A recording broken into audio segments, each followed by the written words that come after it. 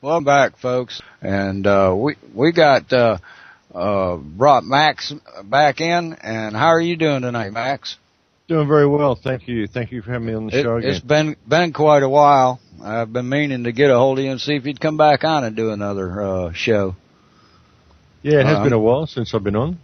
And I enjoyed our interview we had. It was something else. You got some new stuff going on? Yeah, I've got a big travel happening, actually. I'm taking off around the planet on Monday. I'm taking off to Peru on Monday and then going up through Costa Rica and over to Europe and doing a whole bunch of stuff through there. So, all very surprising and kind of exciting. So, I'm leaving in 2 days from now. So, I'm going to be off the air for about a month or at least a month. And see where I go from there. You're going to be appearing in conventions?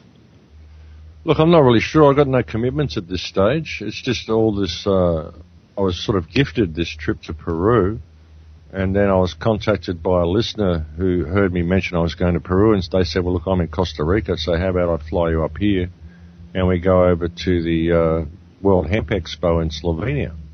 So I thought, okay, and then I had someone else say, well, while you're in Slovenia, well, you're only a hop, skip, and a jump from the UK, so I may as well go there. And so it ends up that I'm going all sorts of places. And it was just a trip to Peru to start with, and that was a surprise in itself. But now it sort of seems to have turned into this trip sort of halfway around the planet. So yeah, I was going to say, it wouldn't take much to get all the way around. Well, yeah, just see where I end up. I might even end up in the United States yet. Possibly in October I might be in the United States. There's a high possibility. So do you know? Do you know Brian Foster? He's in Peru. He does. He talks about the Olmec tribe and elongated skulls that they found down there. I thought maybe that was what you were doing when you said Peru. No, I just got invited over there to do 9 days in a healing retreat, raw food and all this sort of stuff. And I've also been invited to Cusco and Machu Picchu to go and check them out. So I'm going to go and look at that sort of thing firsthand, which is going to be really good. Oh, I hear that. And Peru's an amazing place. It'd be really good to go there and see all this stuff firsthand. So yeah, can't help but go if I've been invited. I mean, it's a hell of a place to be. So yeah, that's what I'll be doing for the next 2 weeks. So I'll be completely offline from Monday this week. I'll be going to Peru and then I'll be into the jungle until probably the 12th of August at least. So that'll be 2 weeks that nobody hears from me at all.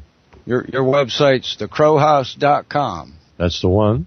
Yeah. I've actually opened a travel blog on the website as well that I'll be updating. As, when I have access to internet, I'll be posting pictures and travel information there, so people will be able to keep track of my whereabouts. Oh, that's good. I see you come on and off Skype all the time. Yeah, well, you get that. The computer stays on all the time, but it won't be coming on much in the next couple of weeks, brother. I'll be way off in the jungle. I don't blame you. I'd love to do it. I'd love to go to Peru, and especially Machu Picchu. I'd love to see that place. Are you going to one of those ayahuasca rituals there in Peru? I've been invited to one, yeah. So I'll be seeing how that goes. Very, very interesting. The whole synchronicity of my trip to Peru has been quite amazing, actually. So, it's definitely on the cards. I just want to know if he needs a survival guide with him. We've been joined by SJ. Hi, gang. Hi, Max. Good to hear from you again. I'm good. I'm well. Well, last time we were talking about shared awareness and shared consciousness. What changes have you noticed? Oh, look, I'm seeing a lot more people wake up. I'm seeing a lot more people become aware of what's going on.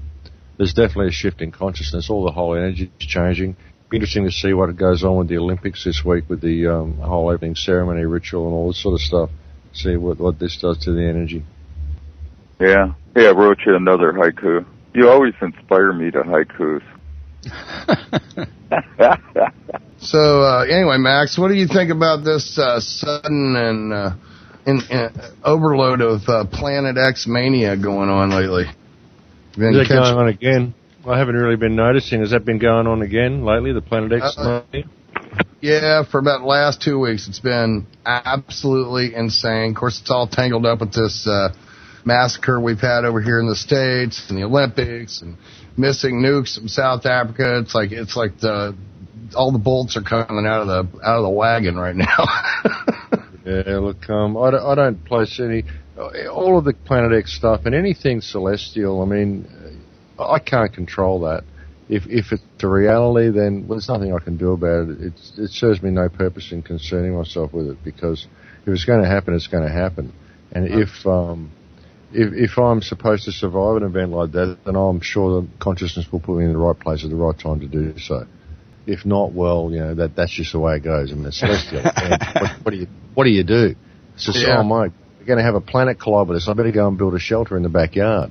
I don't think that's going to work, folks. It's just a celestial event. So it serves me no purpose in worrying about those sort of things. Get your hard hat on, right? Well, yeah, it's kind of a big call, it's sort of something beyond anyone's limitations or anyone's control. So we've been seeing a lot of strange things happen this last 6 months. We've been seeing strange things go on the last 600 years. Well, I meant noticeable. Yeah. But with the whole Planet X thing, I mean, when you really look at the way the solar system works, and you look at the whole heliocentric orbit sort of theory and all of this sort of stuff, you realize that we're not in a flat spiral the way the solar system's always depicted. You've got the sun there, and you've got these flat orbital planes, then you've got, Pluto on a bit of an elliptic orbit and all this sort of stuff, People don't realize that the sun's moving through the galaxy at a phenomenal rate. So it's actually spiraling through the galaxy, and the solar system's spiraling after it. It's like it's towing the planets. You know what I mean? And we are millions and millions and millions of miles away from where we were yesterday. And so having a planet that's got this really big, vast elliptical orbit like Nibiru or Planet X is supposed to have doesn't really make a lot of sense. I mean, when you can understand that it is like a corkscrew motion that we're having here, the way the solar system is functioning, right. All the planets are actually being towed by the sun. They're just revolving in a corkscrew as they do it. We're not in this flat orbit the way it's depicted. So that puts a whole different perspective on it. Although I've got a lot of faith in a lot of Sitchin's work and the stories of the Anunnaki and all this sort of stuff, it makes a lot of sense. But the whole Planet X thing, I mean, possibly a comet or something like that. There's definitely been some foreign body that came into this solar system that did a lot of damage, turned Uranus on its side, probably destroyed the planet that used to exist near the asteroid belt, probably did the damage that we now see done to Mars and all sorts of stuff. But whether it's this returning body, I mean, I just don't know. It's very, very difficult to find any real evidence of this. And when you start beginning to really understand how the solar system works and how the sun travels through the galaxy, it makes the possibilities of it pretty remote. And everything works off spin. Yeah, it makes it pretty remote. I mean, I think rather than saying that there's a reoccurring planet that's got an elliptical orbit, I'd say the danger that we're facing is simply because, I mean, if you want to look at, from a celestial perspective, I'd say the danger we're facing is more because we are heading to a denser part of the galaxy. Like we're heading closer to the ecliptic, the ecliptic plane of the galaxy. And so it's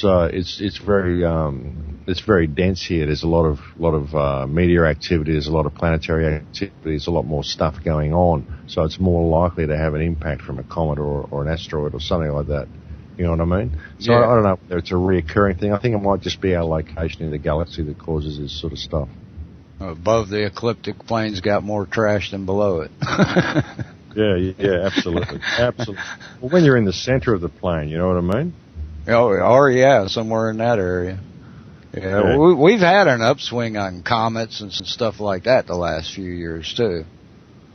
Oh, yeah, for sure. And there's even one scheduled that we're supposed to be able to see during the daytime, if I'm not mistaken, here shortly. Yeah, all of that sort of stuff is because we're at a denser place in the galaxy. We're the closer we get to the ecliptic, the denser it is, the more activity there is. Because like the sun, when it travels through, like our whole solar system, when it travels around the galaxy, it's sort of going up and down like a horse on a carousel. Right. So it crosses that dense band like every 26,000 years or so. It takes 11,000 years to go up from the band and 11,000 years to come back down, or 11,600 or something like that. I think it was Hawk that was saying he charted that there's mass extinctions when we hit the top of that. Well, I think it's more probably when we hit the band, when we hit the central band, but somewhere along there, I mean, we have periods of mass extinctions, and we have periods of magnetic realignment as well. And when you think about that, like you really think about it, when we cross the galactic plane, it stands to reason that the Earth could reverse its spin. It really does stand to reason that this could happen. I mean, if you go to the equator and you get a bucket of water and you put a hole in the bottom and you hold it below the equator, just 10 inches or a foot below the equator, a few inches, you'll find that the water spins anti-clockwise as it pours out of the hole in the bottom of the bucket. And if you move it to 10 inches above the equator, it stops and it starts turning clockwise. And if you put it right on the equator, it just falls straight out of the bucket and doesn't spin. So Really? and that's back there. And that's just 10 inches. Just moving it 10 inches above that line of the equator, because that's the beginning of the North Pole and the South Pole. See, and North and South poles, when you say poles, you're not talking about axial poles. You say North and South Pole, and people think of a pole going through the planet, and that's the axis. No, we're not talking about the axis. We're talking about the pole, and the pole is related to magnetics. So when you put a bucket of water on the north of the equator, it spins clockwise. When you put it on the south of the equator, it spins anti-clockwise. And you've only got to move it 10 inches off the equator. So theoretically, it stands to reason that if the Earth is spinning in a certain direction now, when it crosses the ecliptic, there'll be a period of about 3 days as it passes that band when it will stop spinning. And then it will start spinning again in the other direction. And the polarity of the Earth will be reversed. And north will become south and south will become north. Doesn't mean the Earth flips upside down, just means it's a polar reversal. You know what I'm saying? And It stands to reason that this could happen. And this could could attribute or account for the stories in the Bible that talk about the 3 days of darkness. And in lots of cultures that talk about the 3 days of darkness on one side of the Earth and 3 days of light on the other side of the Earth. And wouldn't that also put the oceans on the move? Much water. Absolutely, it'd cause a bit of damage around the planet, because if the Earth was to stop spinning, there'd be a certain amount of seismic activity that probably would go with it, and certainly a certain amount of oceanic movement that would go with it as well. So it could be a very, very interesting time, but it's theoretically quite possible that this could happen when we cross the galactic plane. Yeah, now that sounds reasonable to me. That makes a lot of sense. See, it sounds more reasonable than what some other people have told us recently. Well, well, as you think about it magnetically, everything north is a magnetic north. Everything south is a magnetic south. It isn't a matter of pointing in that direction. It's a point of magnetism. And of course, as above, so below, the same magnetism that applies to Earth, of course, applies to the Sun. It applies to the whole solar system. And so, of course, it applies to the entire galaxy. We move down across the galactic ecliptic. It stands to reason that below the ecliptic, the rotation will be reversed, the same as the spin in water on the plane of this planet. So it all makes sense, as above, so below. Well, it does make you think about stuff. The spin theory stuff is kind of new. I've only seen a couple of YouTubes about it so far, and that's it. But a lot of them say that we don't even circle the sun, that we're just dragged behind it. Well, we are. That's the thing. That's like I was saying, it's kind of we're corkscrewing. We circle it to a certain degree, but not really. Right. It's in front of us. It's dragging us through the universe, through the galaxy. Absolutely. We're being towed by the sun. It's just it's a corkscrew motion that we're being towed by, I've kind of gotten a stressful argument with somebody else about this. But not necessarily an argument, but this guy came on here trying to tell us, well, the sun on the other side is completely dark, and you gotta go, okay, well then Saturn lighting up when it's on the other side of the sun. It's like, in my mind, it's like mixing 4D world and 2D world and leaving 3D world out. You know what I'm saying?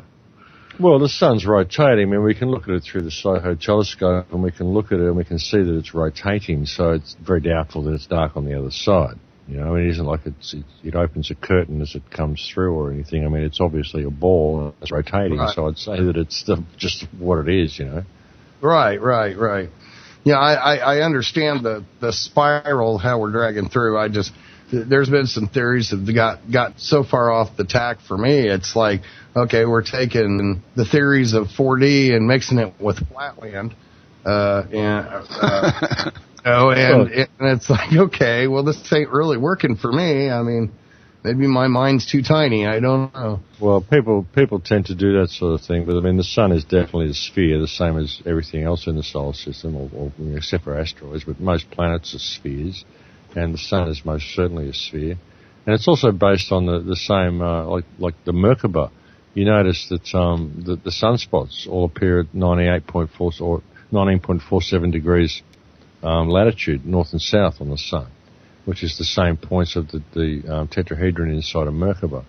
You've got the circle with the dual tetrahedron inside, and the points where the extremities of the tetrahedrons touch the sphere are at 19.47 degrees. That's where the sunspots are. There's also an anomaly on every planet at 19.47 degrees. So it would appear that planets are functioning in the same way as a Merkaba is functioned. So of course they're spheres. They have to be spheres just to exist there in the vacuum. You know, right. There's no question about it. Yeah, that was Hoagland that first come up with that tetrahedron theory, wasn't it? Look, I'm not really sure. I couldn't tell really you. Sure. I think it goes way back. I think you'll find that it exists way back in ancient cultures. I think that's the basis of the Merkaba. I think that's why the Merkaba design was created, to show you how reality works, because what you're seeing in the shape of a Merkaba is essentially the shape of a black hole. You're seeing the shape of contraction, and you're also seeing the shape of expansion. Because contraction, if everything contracts, I mean, they say the universe is expanding, they say planets are expanding, everything's expanding. So if the universe is expanding, then something must be contracting, because everything has an equal and opposite reaction. Everything has a polarity. So if the universe is expanding, then what's contracting? What's contracting is space. The vacuum is contracting. And when you really look at the shape, well, what's the shape of contraction? The smallest volume you can possibly get is a tetrahedron. But if you try to balance a tetrahedron with the shape of expansion, which is a sphere, it's out of balance. So you need to insert another tetrahedron into it upside down. So you've got a dual tetrahedron, which is the shape inside the Merkaba, which is the shape of contraction. So in the Merkaba, you've got the shape of contraction, and you've got the shape of expansion. You know what I'm saying? So that's basically the shape of a black hole. That's the shape of the planets, because the planets are spinning. So the planets have to be hollow. All planets have to be hollow. The sun has to be hollow to a certain degree. The Earth has to be hollow to a certain degree because of the centrifugal force of the spin. So you've got this expansion happening from the spin, and yet you've got the contraction of the vacuum at its center. So it's quite remarkable. And this is shown that this is the way it works, because you'll find an anomaly on every single planet. Even on Earth, you'll find the big volcano, the volcano on the big island of Hawaii is at 19.47 degrees. The red spot on Jupiter is at 19.47 degrees. The Cydonia complex on Mars is at 19.47 degrees. You know, the spot on Uranus is 19.47 degrees. Every single planet has got an anomaly at 19.47 degrees, and the line of sunspots you see around the sun, 19.47 degrees, north and south. So this is obviously the way it works, and that's what the Merkaba is telling us, and that's why this was so pushed by the ancient cultures. While you find it everywhere, it's like ubiquitous. In almost all cultures, you'll see reference to the Merkaba, because they're trying to convey this information to us, I believe, anyway. Do you think you'll find, say, like in Machu Picchu, some evidence that they agree with you on well, you know, the shape? Different cultures, I don't know. Maybe I will. It depends on what's there. So it's a little different reading a book and looking at pictures and then going there and seeing it. You know, you see what I'm saying? Oh, absolutely. I don't know how much reference of it there is at Machu Picchu of the Merkaba. There is certainly references at in other South American ruins of things relating to sacred geometry, things relating to the flower of life, which is all based on the 64 tetrahedral grid, which is all based on the Merkaba. So it's all related. I think the most fascinating things about the culture at Machu Picchu and the culture at Sacsayhuam in Cusco is the structure of the stone, the structure of the buildings. I believe these buildings were made by softening stone. I talked about this in my book that I released in 2005, I think. The way these walls appears to have been made by softening stone. And there's actually plant extracts that you could use to do this. And that's what I think the most fascinating thing about that culture is. And what these cultures really say to us is that we are capable of much more. We had technologies back then that were both user-friendly and environmentally friendly. And we were able to achieve incredible things with these technologies. And we've had that taken from us. And now we live in this disposable, throwaway society. I think we've got a lot to learn from these places, and we need to pay attention to what they're trying to tell us. Yeah, I believe we are in a throwaway society, and I think that's one of the things that we need to change to survive as a human race. If we can get by if just one of these predictions that people have for what's coming up in the future take place, we're all in a bunch of trouble. Well, we're in a bunch of trouble now. I mean, the problem with the throwaway society, the problem is that we've had our whole lives reduced to commerce. It's all about supporting the economic model. We've got to support the economy. A strong economy is a strong country, which is a bunch of rubbish. A strong economy means a dispossessed people. That's what it means, because the economy isn't there to support the people, it's there to support the system. The economy is the fact that we support this bottom line and this economic model all the time. We base our whole structures on capitalism and consumption. We've trashed the planet. We've pushed everything towards supporting this economy at the expense of all the resources, the expense of all the people, and all we want is an efficient system. And we don't care about the people, And that's what's wrong, And we the people apparently created this whole system and this economy to service our needs. So how come the people are the most expendable thing within the parameters of the system? We need to shift our paradigm. We really do need to shift our paradigm from and figure out what's important. Because the economy isn't important. The economy is fiction. We made it up. It's a bunch of numbers on a screen. It doesn't mean anything. How do you think is the best way we could change our future? Well, we need to respect each other. That's something we don't have. We need to respect each other, and we need to be 100% responsible for ourselves. We need personal responsibility. We've lost that. See, that's what freedom is. Freedom is self-responsibility. You being 100% responsible and liable for everything you say and do.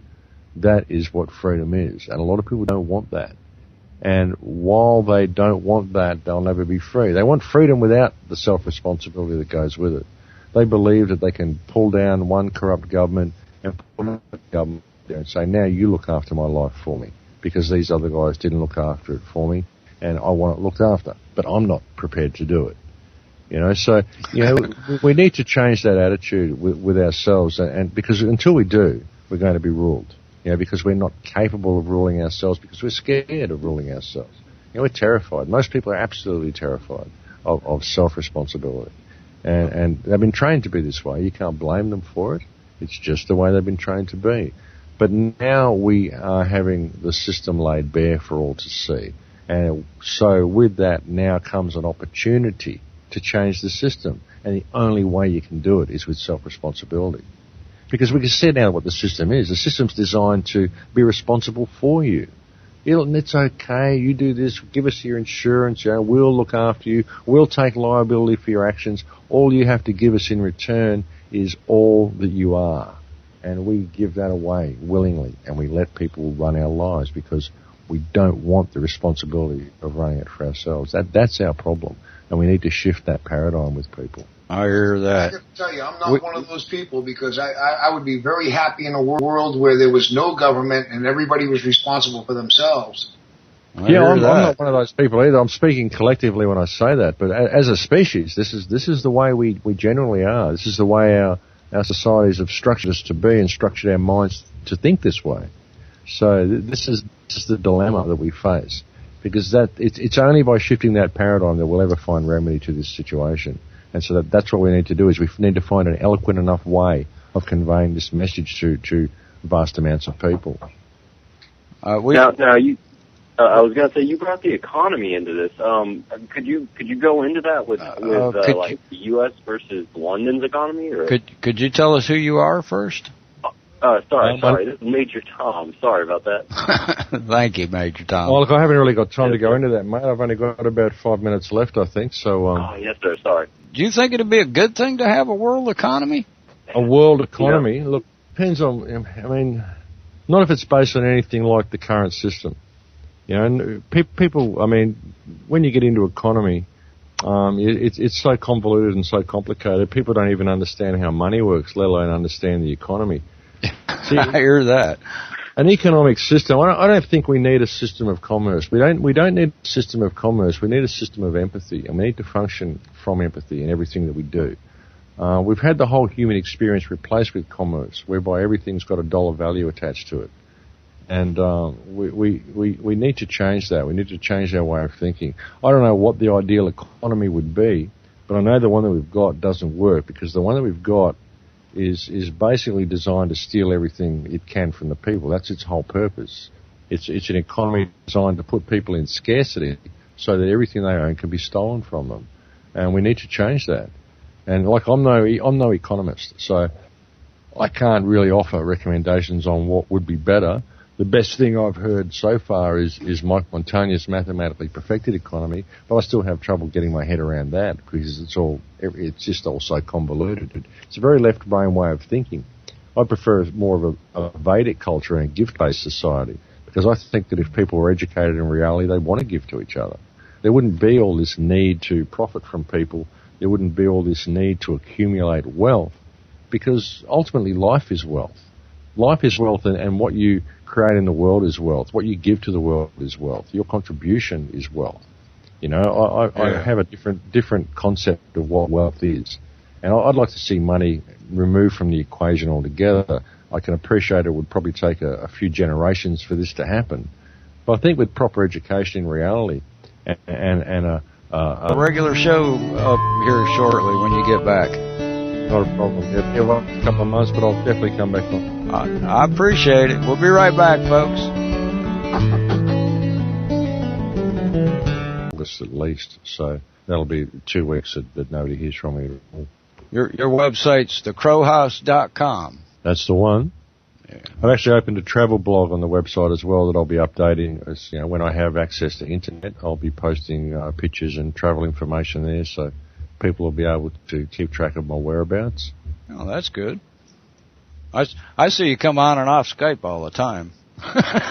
Yeah, well, you get that. The computer stays on all the time, but it won't be coming on much in the next couple of weeks, brother. I'll be way off in the jungle. I don't blame you. I'd love to do it. I'd love to go to Peru.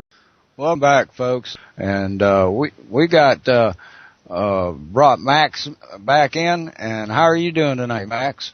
Doing very well, thank you. Thank you for having me on the show again. It's been quite a while. I've been meaning to get a hold of you and see if you'd come back on and do another show. Yeah, it has been a while since I've been on. And I enjoyed our interview we had. It was something else. You got some new stuff going on? Yeah, I've got a big travel happening, actually. I'm taking off around the planet on Monday. I'm taking off to Peru on Monday, and then going up through Costa Rica and over to Europe. Yeah, well, you're only a hop, skip, and a jump from the UK, so I may as well go there. And so it ends up that I'm going all sorts of places. And it was just a trip to Peru to start with, and that was a surprise in itself. But now it sort of seems to have turned into this trip sort of halfway around the planet. So yeah, I was going to say, it wouldn't take much to get all the way around. Well, yeah, just see where I end up. I might even end up in the United States yet. Possibly in October I might be in the United States. There's a high possibility. So do you know? Do you know Brian Foster? He's in Peru. He does. He talks about the Olmec tribe and elongated skulls that they found down there. I thought maybe that was what. Been doing a whole bunch of stuff through there, so all very surprising and kind of exciting. So, yeah, I'm leaving in 2 days from now. So I'm going to be off the air for about a month, or at least a month, and see where I go from there. You're going to be appearing in conventions? Look, I'm not really sure. I've got no commitments at this stage. It's just all this, I was sort of gifted this trip to Peru, and then I was contacted by a listener who heard me mention I was going to Peru, and they said, well, look, I'm in Costa Rica, so how about I fly you up here, and we go over to the World Hemp Expo in Slovenia. So I thought, okay, and then I had someone else say, well, while you're in Slovenia... What you were doing when you said Peru? No, I just got invited over there to do 9 days in a healing retreat, raw food and all this sort of stuff, and I've also been invited to Cusco and Machu Picchu to go and check them out, so I'm going to go and look at that sort of thing firsthand, which is going to be really good. Oh, I hear that.